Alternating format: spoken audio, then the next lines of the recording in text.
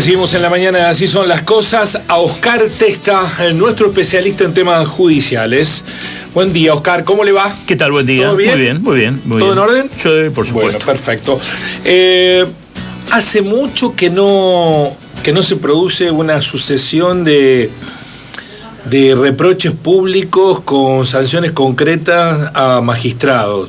No sé si están casualmente cayendo en una misma época o es que empezó a temblar un poco el Poder Judicial y a revisarse en sus actitudes. ¿Cómo lo observa usted, doctor? Bueno, tenemos dos aspectos acá. Por un lado, está el de la Justicia Federal, que ha tenido varios juris que se han llevado adelante, casi todos ellos han terminado con destitución y posteriormente incluso con algunas condenas a prisión efectiva dictadas con bastante rapidez después de ser exonerados de la justicia.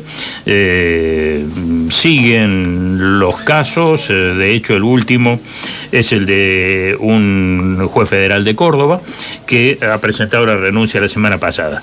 No se da el mismo caso dentro de la administración provincial, donde el jury de enjuiciamiento de magistrados, que es el organismo que se encarga de determinar si los jueces, asesores letrados y fiscales que son sometidos al mismo deben ser destituidos o no, con el objetivo de a futuro ser juzgados, en este caso, por alguna conducta delictiva específica. El último jury que se realizó en la provincia fue el del doctor Guzmán. Si nos tenemos que retrotraer... Que lo absolvieron, ¿no? Exactamente, hace más de 10 años. Y los últimos juris que terminaron en condena tienen prácticamente 12 años más o menos y... En algunos casos fueron por cuestiones absolutamente civiles, como un asesor letrado de San Francisco que se encontraba en una situación, digamos, de insolvencia absoluta, con una deuda gigantesca, y que precisamente eso fue el motivo por el cual se lo llevó al jury y se lo destituyó. En este momento se está llevando adelante y se va a terminar hoy el jury en contra del juez civil y comercial de 27 nominación, 27ª vendría a ser, de la ciudad de Córdoba, Francisco Martín Flores. Perdón que haga un punto, Oscar, porque a veces damos por entendidas algunas cuestiones. Un juez tiene inmunidad que solo es removida por el jury para empezar a juzgarlo por un delito que haya cometido. Exactamente, pero incluso pueden darse situaciones en las cuales no existe delito o no existe denuncia de delito, pero sí existen cuestiones administrativas, exactamente. Pero le pregunto, sí, si no puede ser juzgado. Si un juez mata a una persona, así es, y se lo descubre en flagrancia, sí, no puede ser arrestado, sí, puede ser arrestado. Sí. De cualquier manera, es el único supuesto en el cual ceden las inmunidades de arresto, que en los casos de flagrancia. De flagrancia. Exactamente. O sea, lo tienen que agarrar exactamente, con la mano en la masa. Si él mata a alguien y lo hizo dentro de una habitación, puede... sí, exactamente. Lo que pasa es que inmediatamente se debe hacer el jury de destitución. Claro. En ese caso, con una flagrancia prácticamente no demoraría nada. Claro, en el caso de sospecha o de acusaciones, por más prueba que existan en su contra, mientras no sea destituido no puede ser sometido a juicio. Ahora, eso es un privilegio.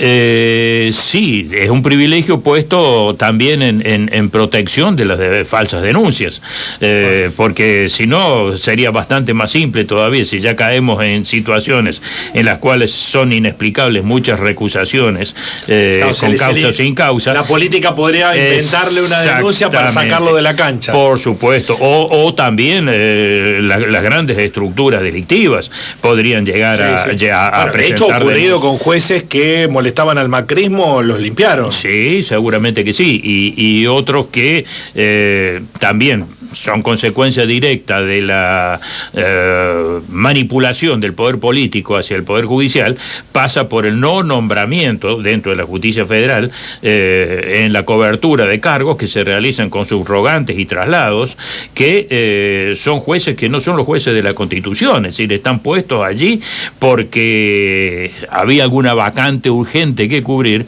y los procedimientos no se realizaban en tiempo útil, y precisamente quienes iban a parar allí son personas que están ejerciendo cargos menores, son ascendidos a ese lugar y quedan bajo una exposición constante de quienes a futuro deberán designarlos, confirmarlos o volver a los cargos que tenían antes. Ahora, con lo cual volvemos a caer en la misma situación. Tal es así que esta mañana, por ejemplo, estaba viendo, alejándonos un poco de lo que estábamos hablando, el Tribunal Oral Federal que va a juzgar a Brenda Uliarte, a Carrizo y al que le intentó asesinar a la presidenta Cristina Fernández, está constituido por 3 jueces subrogantes. No hay ni uno de ese Tribunal Oral Federal número 6 de Capital Federal que tenga el cargo ganado por concurso y propio. Como vieron ahí. Exactamente. Son 3 subrogantes que fueron llevados a ese cargo y hace bastante tiempo, están por lo menos desde el 2021 o antes.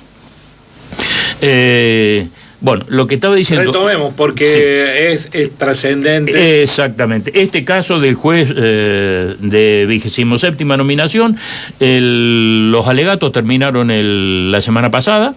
Hoy, a las 9 de la mañana, estaba prevista el reinicio de la audiencia, en el cual se le iba a conceder la última palabra al juez y se iba a dictar el veredicto. Probablemente a esta hora esté deliberando el tribunal ya para dictarlo.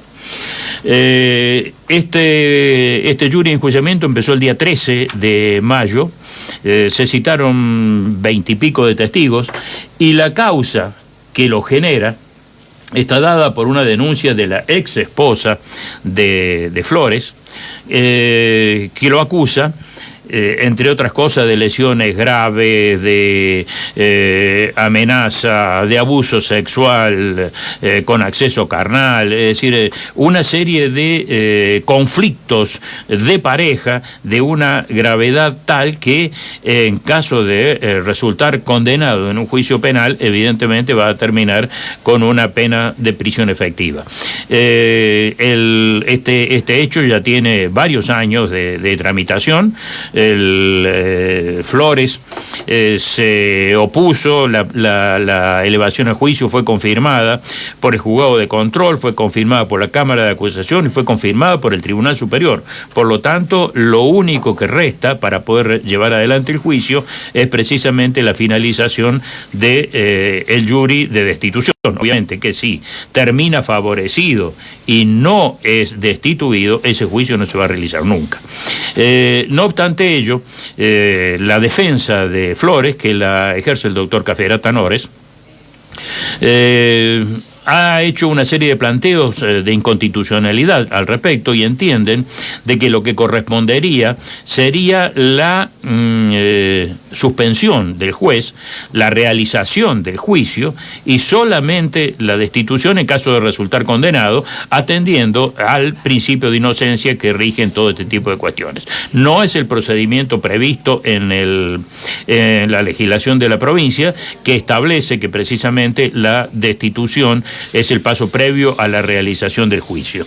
En este caso concreto, insisto en esto, la resolución se va a dictar hoy, y si, como pareciera, precisamente por la estrategia defensiva elaborada por el propio Caferata Nores, termina destituido, evidentemente que el futuro del juez estará marcado. Respecto de esto, hay 2 situaciones que llaman un poco la atención, ¿no? Una de ellas es la injerencia de la Iglesia Católica en este juicio. El número 2 del Obispado de Córdoba, vicario general de la Iglesia, Ricardo Seiruti, envió notas al jurado de enjuiciamiento, a la Fiscalía General y al Tribunal Superior de Justicia para que no lo destituyan. Llama muchísimo la atención que alguien de semejante entidad dentro de la iglesia, no estamos hablando del cura de capilla de barrio, intervenga en este tipo de situaciones, pidiendo concretamente que se falle en un determinado sentido. Esta situación generó bastante malestar dentro de todos los destinatarios de las notas, y tal es así que la Fiscalía General le solicitó a este sacerdote que se explicara si hablaba en términos personales o si lo hacía en representación de la curia. Obviamente dijo que lo hacía en términos personales, pero en la mitad de la carta lo hizo en plural, hablando del nosotros y no de yo. Por lo tanto, todo eso fue dejando bastantes dudas al respecto de lo que es la posición que lo había tomado.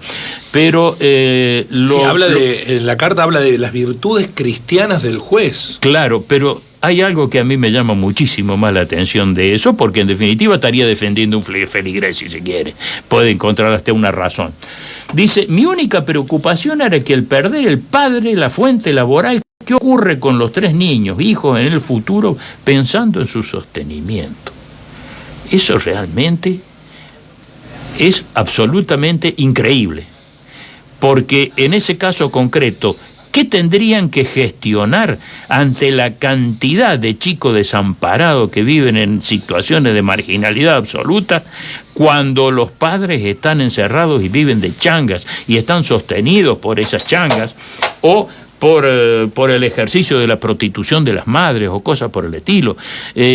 Acá estamos en presencia de un profesional que muy probablemente vaya a tener problemas en el sostenimiento de sus hijos el día que caiga preso o esté encerrado. Mientras tanto, tiene el título de abogado y mientras no esté inhibido puede trabajar y puede contribuir al sostén familiar. Realmente esto llama muchísima la atención, porque evidentemente hay una gestión que tiende exclusivamente a la protección personal de este juez, hecha por un personaje, un peso pesado dentro del poder provincial, como es el número 2 del obispado de la arquidiócesis de Córdoba. Exactamente. Y ahí uno ve cómo está el poder real. Sin ninguna duda, claro. Porque el abogado defensor es Caferata Noe, más tradicionales y de integrante de la familia judicial, ¿no? Sin ninguna duda. Aparte, alguien que ha tenido todos los cargos habidos por haber, desde constituyente hasta presidente del Tribunal Superior de Justicia, tratadista, no solamente que forma parte de la familia, sino que es de los buenos, y de la firma, que tienen un peso extraordinario allí adentro también. Lo cual no garantiza que vayan a ganar todos los juicios, eso es evidentísimo. No, bueno, pero entra a los despachos sin golpear la puerta. Por supuesto, eso no cabe ninguna duda, eso es efectivamente así. Y bueno, así. ¿A usted se le metía a alguien en el despacho sin golpear la puerta? Una vez se me metió el fiscal general. Sí, se me sentó. ¿El amigo Brito? Exactamente, lo encontré sentado en el escritorio y me quiso verduguear, apurándome con que había que cambiar algunas cosas y había que trabajar más. Le exhibí la resolución que hacía 3 meses me había dado el Tribunal Superior de Justicia por haber resuelto en un año 142 causas con parte civil, poniendo absolutamente día. En 8 meses un juzgado decía 3 años de tener juez. Así que Brito fue por lana y terminó esquilado. No, lo hizo con todo, sin, digamos, a lo bruto y sin fijarse en los detalles. Sí. Porque, yo no sé si te acordás, Guillermo, sí, salió en el diario por todos lados que había algunos jueces, claro, exactamente. Y era fundada. Y lo apuntó, claro. Los apuntó a todos. Pero nunca me vino a pedir disculpas y nada, porque me mandaron a un fiscal adjunto a decir que, bueno, que era una medida que se tomaba para incentivar la actividad de los tribunales y que no era personalmente en contra de nadie. Digo, bueno, lean algo un poco antes. Infórmense, pero me refería más a que nada a abogados. Yo conozco a algunos abogados que entraban, no sé si entran, porque ahora cuando yo hacía el trabajo en la calle eso lo veía directamente, entraban a los despachos de fiscales, jueces, sin golpear la puerta. Ah, bueno. Digamos que en un fuero chico como este, por allí hay estas relaciones personales que lo habilitan, claro. Pero qué raro que siempre son los poderosos eso, ¿no? Sí. Y que son los abogados de los poderosos. Claro, ahí está la cuestión. Eso es lo problemático. No es que entren sin golpear la puerta, porque el fuero penal no son más de 15 o 20 abogados, por lo tanto, es casi una cuestión en la cual cada uno defiende y hace lo que tiene que hacer desde la posición en que está parado, independientemente de los famosos alegatos de oreja o cosas por el estilo, que eso es lo que implica el hecho de abrir, de entrar sin abrir la puerta. Digamos, tratar de convencer de cuestiones que no quedan escritas en ninguna parte. Pero bueno, eso digamos que sí, puede haber gente permeable que lo haga hasta por llamado telefónico y otro que no se le mueve un pelo, es decir, puede venir y decir lo que no es garantía de nada. Exactamente, no es garantía de nada. Oscar, hasta el jueves. Hasta el próximo jueves. Así son las Señores jueces, de delitos, tribunales, jueces y condenas. quiero anunciar